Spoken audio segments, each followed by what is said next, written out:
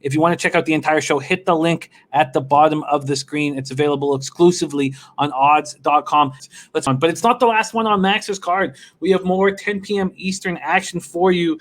LBC, Long Beach State, the beach in action. 1-1 on the season, 0-1 on the road at the San Francisco Dons. San Francisco, 16.5-point favorites at home, War Memorial at the Sobrato Center, San Francisco, California. Long Beach opened its season with a lackluster 85-61 loss at Loyola Marymount. They followed that up with a tight 80-75 win at home over Seattle as 2.5-point favorites.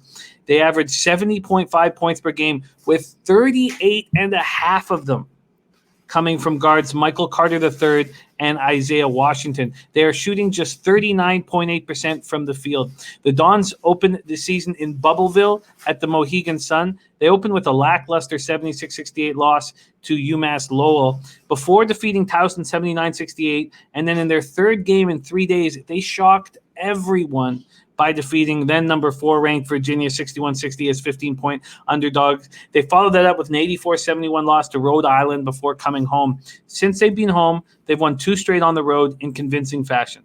They won at Nevada 85-60 on December 2nd and at Cal Poly 88-60 December 4th. The Dons hit 11.2 threes a game, and they defend the perimeter well. Max, the final game on your card, Long Beach State, San Francisco. Yeah, Jim, you just triggered me when you said Cal Poly. Yeah, that's what you did. You just triggered me. But I've regained my composure, Okay. and I'm back in the game. All right, good. Plain and simple, Jim. I think there's going to be scoring in this game. I think that with Jamari Bouye, he's been involved in 4 out of 10 scoring buckets for San Francisco so far this season, which is about 43%. And he's assisting on a ton of buckets. He already has 24 assists in the handful of games. Like you said, San Francisco's offense revolves around that 3-point game. They're making threes. They're going over, and they're winning games and covering big numbers. I think that obviously both these teams are good free throw shooting teams. You do have Isaiah Washington, the Patino cast-off ×2, having to leave Minnesota and Iona before landing at Long Beach State on the other side of the country. I wonder what kind of shit was going on there. But that's another subject for another show and another day. I'll go with it. I'll go with this. Isaiah Washington is a great infusion and addition to Long Beach's offense. Not having Colin Slater in the lineup, who opted out because of COVID, like a pansy, is going to be missed. But now they've brought in a guy who's going to be able to probably give you 17 to 20 a game. He's going to run your offense. He's going to get your guys, Chance and Michael Carter, a good looks at the bucket. Chance Hunter will come in. He'll do his job on the rebounds, get you some double-digit point outings. And it's really going to be what you get out of Long Beach's depth, which is going to determine whether or not they challenge San Francisco in this game or not, or if they get blown out. I'm probably leaning towards them getting blown out. However, it is necessary for me to say that you probably have to be aware of, watch a little film on a guy named Joe Hampton. He's probably their next 3-point threat that a lot of people don't know about.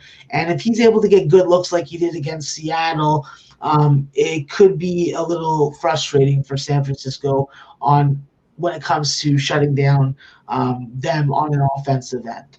I think that when it comes to rebounding, there's a lot of pressure, obviously, on Chance Hunter, but also on Romel Mansell. But if you can keep him from getting to the dirty spots and getting those cheap buckets, I think that San Francisco, with Dimitri Rooney in the front court and his 3-point shot, could be a little too much. It's really important for San Francisco to get out to a good start, be ahead by around 10 or 11 points at halftime, and be effective from the field. If they're not scoring 40 points in the first half, you're going to be in trouble if you're on San Francisco full game. For me in this game, I'm looking at first half numbers. Obviously, that's become a common theme on this show, but that's where the number edges are for me. I think that if I can get San Francisco at 9 or 8, then that's a winnable number, and that is a accomplishable feat for San Francisco. When it comes to the total, I have a little more. I have a little more flexibility. I'm looking for a total in the first half between 66.5 and 69.5. So 69.5. yeah, Okay. so 3 points would definitely give you some flexibility when it comes to different books, because as we know, when these books are moving their lines, they're moving their lines to compete with other books and to attract business, of course. Every time they post a different line, they're looking at how they can get two-sided action. So when I see multiple books with multiple different lines, Jim, as a volume better, I hit all 3 or all 4 or all 5. So not saying for people to do that, but I'm just taking you in the mind of a volume better when it comes to some of these derivative bets.